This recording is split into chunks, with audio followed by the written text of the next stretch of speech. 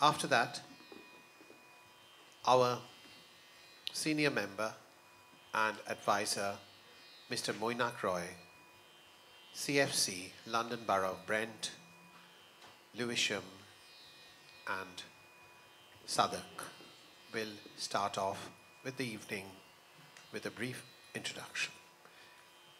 We very much welcome Sandeep Meshram, who's representing the High Commission of India.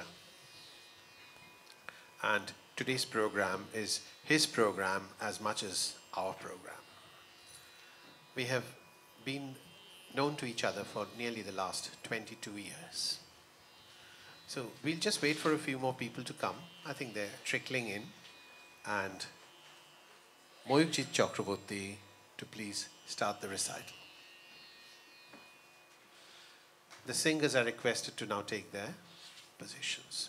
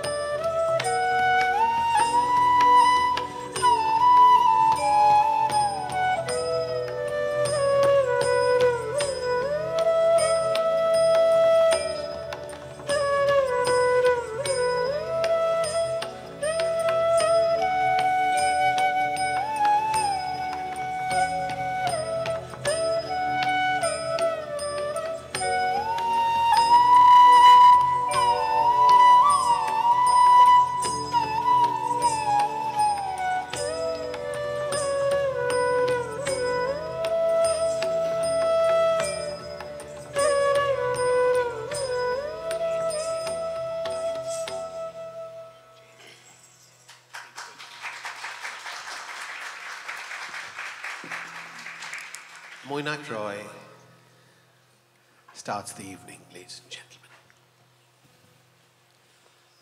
Good evening, ladies and gentlemen. Namaskar. The Nehru Centre High Commission of India, London, in association with Dakshina in UK, presents Tagore and the River Padma. A few lines about Dakshina in UK.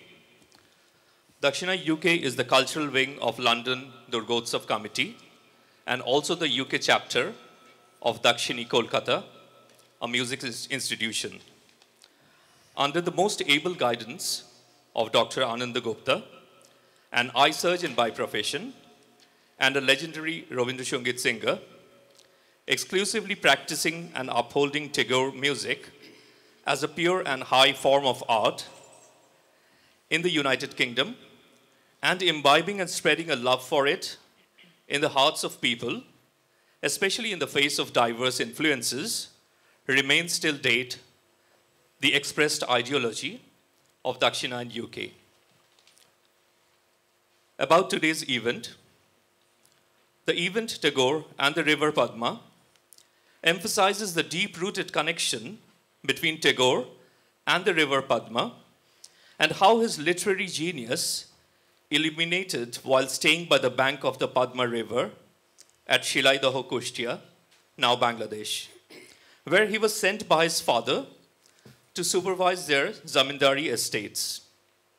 The event is a musical journey with narratives from a collection of letters that were written by the Nobel laureate during the 1890s to 1910, as he traveled across Bengal to manage his family's agricultural estates.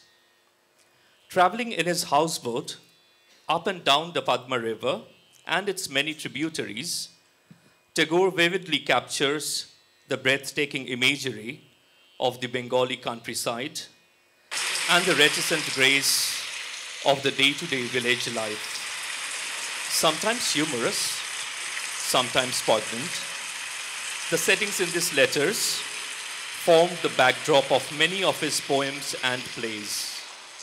By his own admission, Padma witnessed the most productive period of my literary life, when under the shelter of obscurity, I enjoyed the greatest freedom of my life has ever known. Tagore witnessed the changing moods of Padma. Padda, amar tomaye dekha shoto shoto bar. Padma, I've seen you many, many times. Truly, I love Padma River very dearly. It is so wild, so undomesticated. I feel like riding on its back and patting it caressingly on its neck. I feel like doing my duty in silent solitude amid these transparent days we live here. Here, man is insignificant, but nature, great and imposing. The things we see round us are of such nature that one cannot create today, mend tomorrow, and throw them off the day after.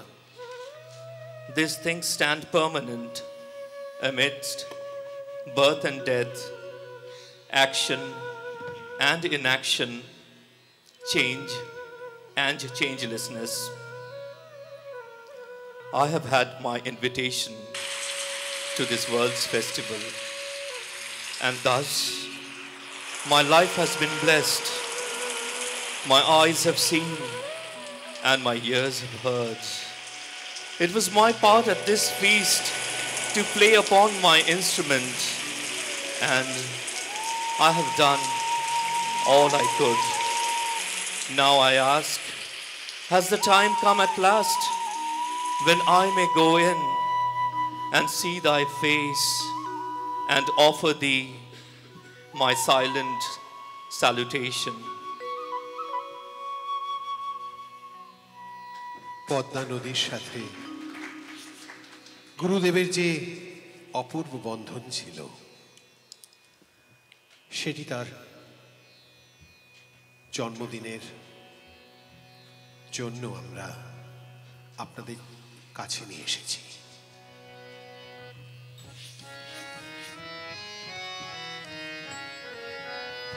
জগতে আনন্দ যোগে আমার নিমন্ত্রণ,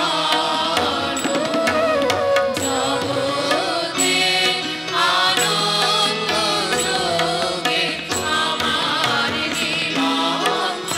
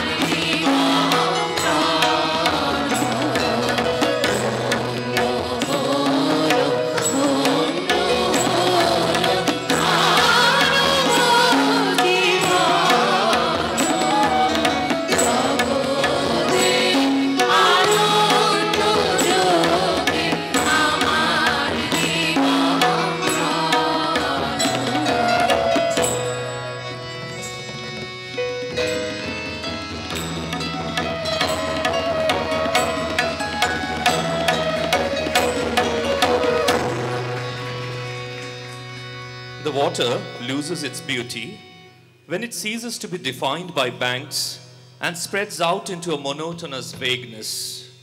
In the case of language, meter serves for banks and gives form and beauty and character. Just as the banks give each river a distinct personality, so does rhythm make each poem an individual creation. Prose is like the featureless, impersonal Beal. Again, the waters of the river have movement and progress. Those of the Beal engulf the country by expanse alone. So in order to give language power, the narrow bondage of meter becomes necessary. Otherwise, it spreads and spreads, but cannot advance. The country people call these Beals dump waters. They have no language, no self-expression. The river ceaselessly babbles, so the words of the poem sing. They are not dumb words. Thus, bondage creates beauty of form, motion, and music. Bounds make not only for beauty, but power. Poetry gives itself up to the control of meter, not led by blind habit, but because it thus finds the joy of motion. There are foolish persons who think that meter is a species of verbal gymnastics, of which the object is to win the admiration of the crowd. That is not so. Meter is born, as all beauty is born the universe through. The current set up within well-defined bounds gives metrical verse power to move the minds of men as vague and indefinite prose cannot. This idea became clear to me as I glided on from river to Beel and Beel to river. Patisar, August 1893. পদ্মার ধারে বসে বসে আমি ভাবতুম, পদ্মা, তুমি অভিমানী হয়ে আমার হইতে দূরে সরে আছো। সেই পদ্মার পারে লেখা কালজয়ী একটি গান নিয়ে যাবে আপনাদের 110 বছর আগেকার প্রতিশর, কুষ্টিয়া ও শাহজাদপুরে।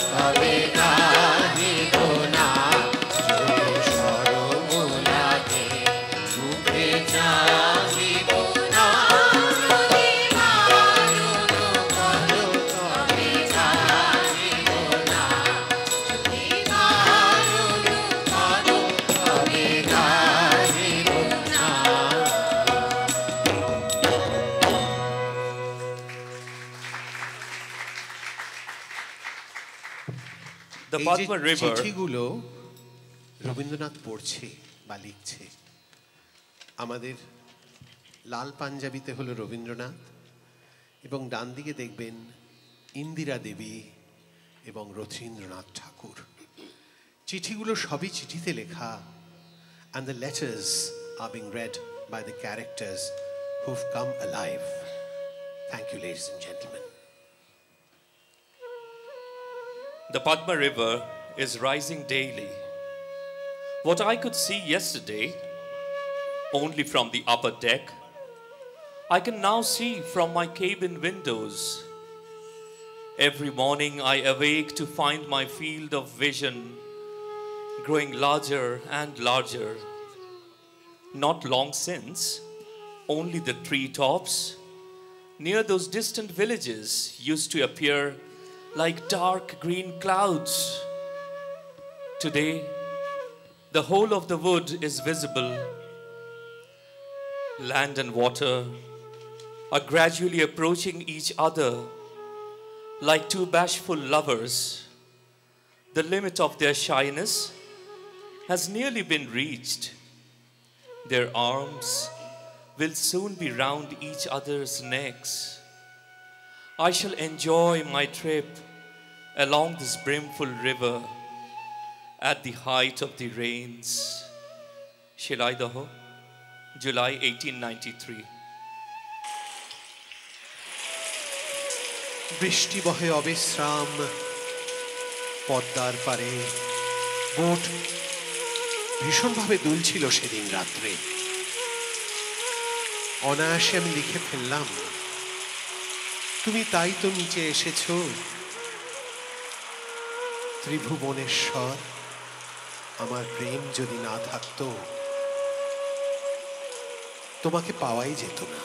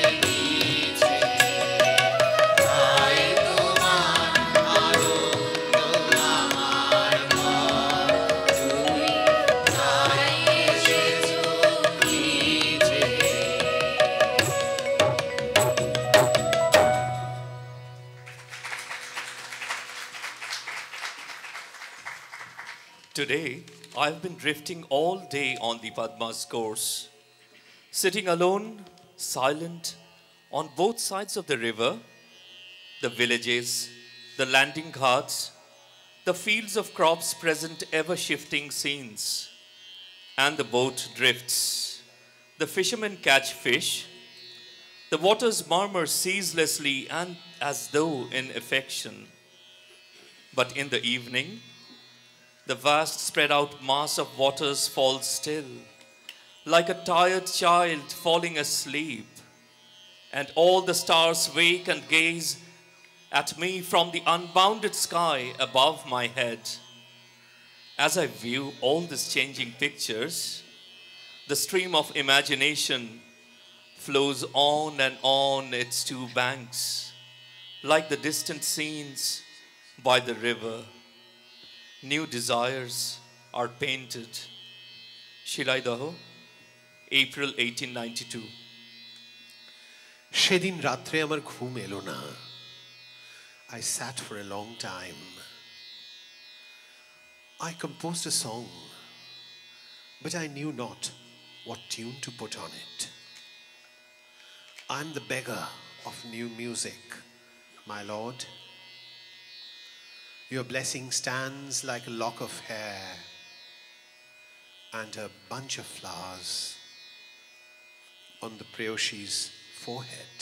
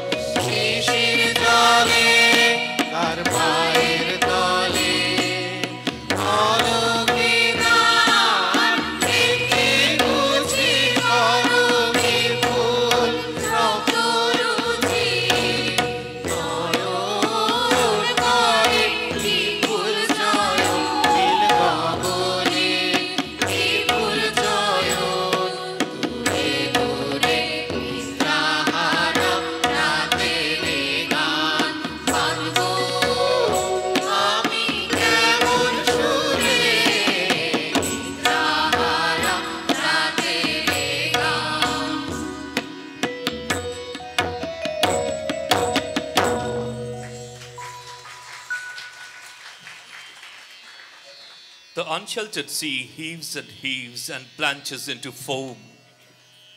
It sets me thinking of some tied up monster straining at its bonds, in front of whose gaping jaws we build our homes on the shore and watch it lashing its tail.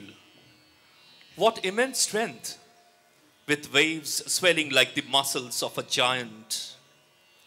From the beginning of creation, there has been this feud between land and water, the dry earth slowly and silently adding to its domain and spreading a broader and broader lap for its children. The ocean, receding step by step, heaving and sobbing and beating its breast in despair. Remember, the sea was once a sole monarch, utterly free.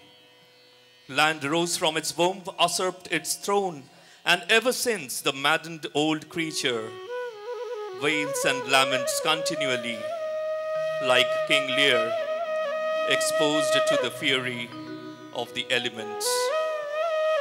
Bandora by the Sea, October 1885.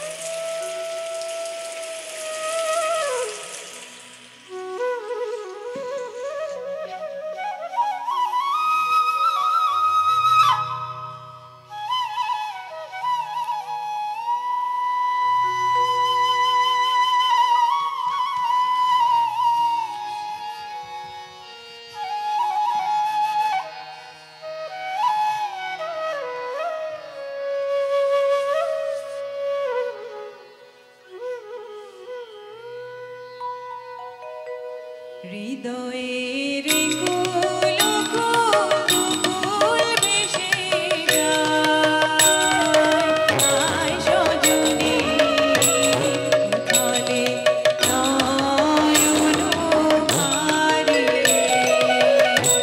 হৃদয়ের কুল ভেসে যায় সজনী উথলে নয়ন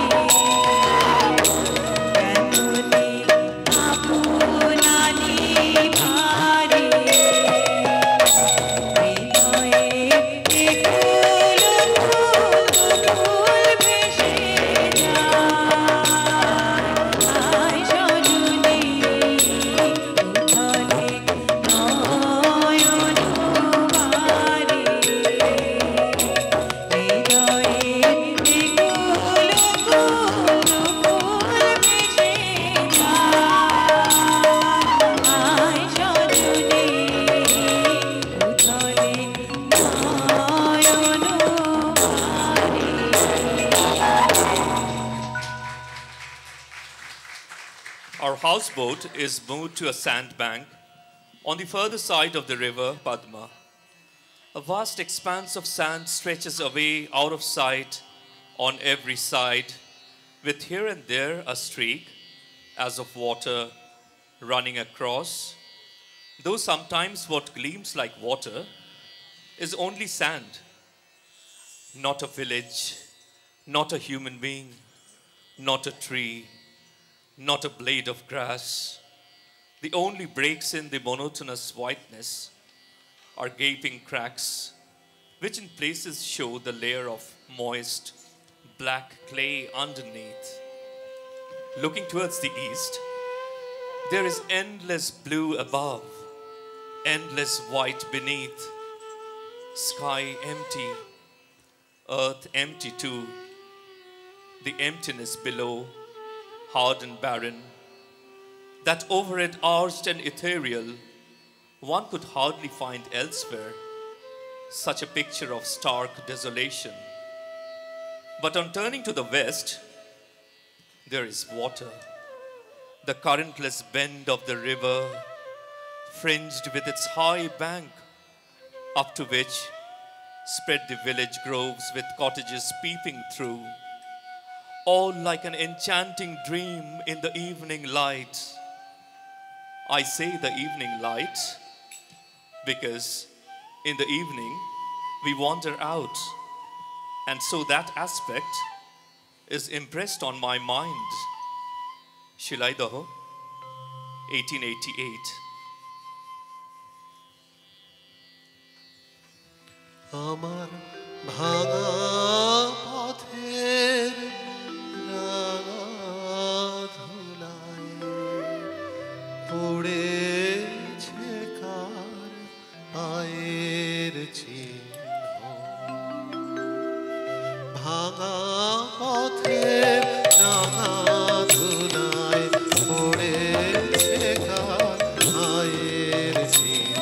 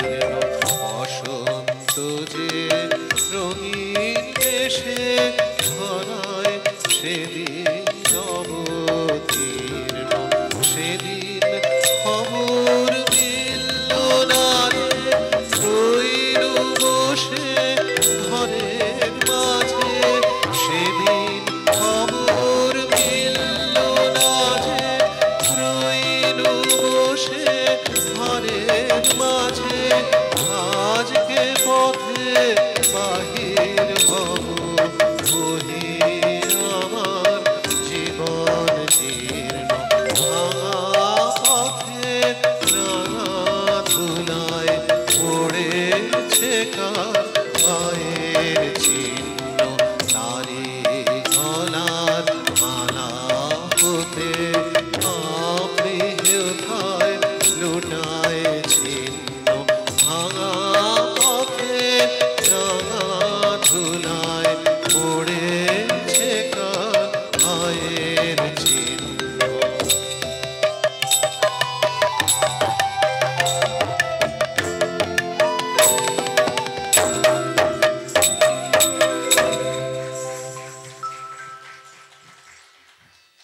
been sitting out on the deck for more than a quarter of an hour when heavy clouds rose in the west. They came back black, tumbled, and tattered, with streaks of lurid light showing through here and there. The little boats scurried off into the smaller arm of the river and clung with their anchors safely to its banks. The reapers took up the cut sheaves on their heads and hied homewards. The cows followed, and behind them frisked the calves, waving their tails. Then came an angry roar, torn of scraps of cloud hurried up from the west, like panting messengers of evil tidings. Finally, lightning and thunder, rain and storm came on all together and executed a mad dervish dance. The bamboo clumps seemed to howl as the raging wind swept the ground with them, now to the east, now to the west. Over all, the storm droned like a giant snake charmer's pipe, and to its rhythm swayed hundreds and thousands of crested waves like so many hooded snakes. The thunder was incessant, as though a whole world was being pounded to pieces away there behind the clouds. With my chin resting on the ledge of an open window, facing away from the wind, I allowed my thoughts to take part in this terrible revelry. They leapt into the open like a pack of schoolboys, suddenly set free. When, however, I got a thorough drenching from the spray of the rain, I had to shut up the window and my poetizing and retire quietly into the darkness inside like a caged bird. Chuhali, June 1891. বৃষ্টি পড়ে অবিশ্রাম, মধ্যাহ্নেও তার বিরাম নাই। তার মধ্যে ঝড়ের ও বাজের সেই সাংঘাতিক আকৃতি। আমি মনটাকে শান্ত রাখতে পারছিলাম না। জন্মদিনের সময় শান্তিনিকেতনে ফিরে এলুম। পদ্মা আমাকে টানছে, সেই রহস্যময়ী পদ্মার বুকে আবার আমায় পরদিন ফেরত চলে যেতে হলো। আকাশ কাঁদে হতাশ সব, নই যে ঘুম নয়নে মম।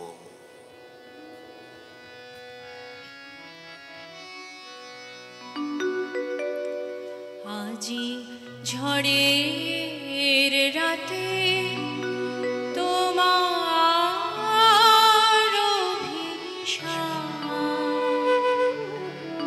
পরাণ সখা বন্ধু হে আমার।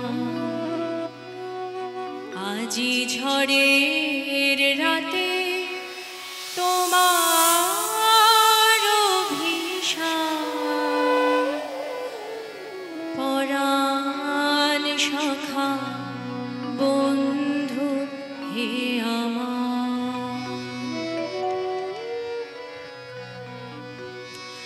আকাশ কাঁদে হতাশ নাই যে ঘুম নয়নে মম। আকাশ কাঁদে হতাশ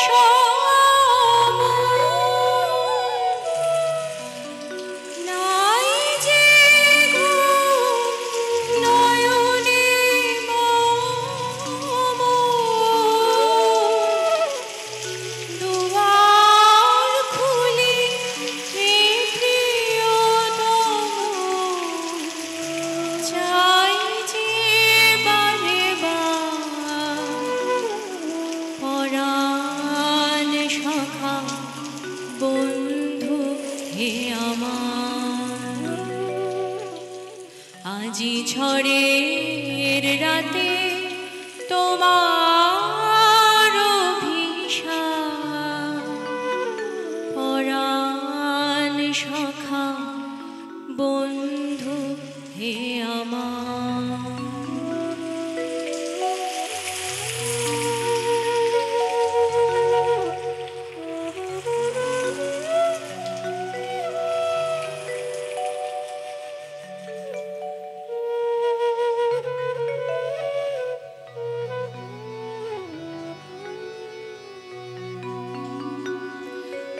বাহিরে কিছু দেখিতে নাহি পায়, তোমার পথ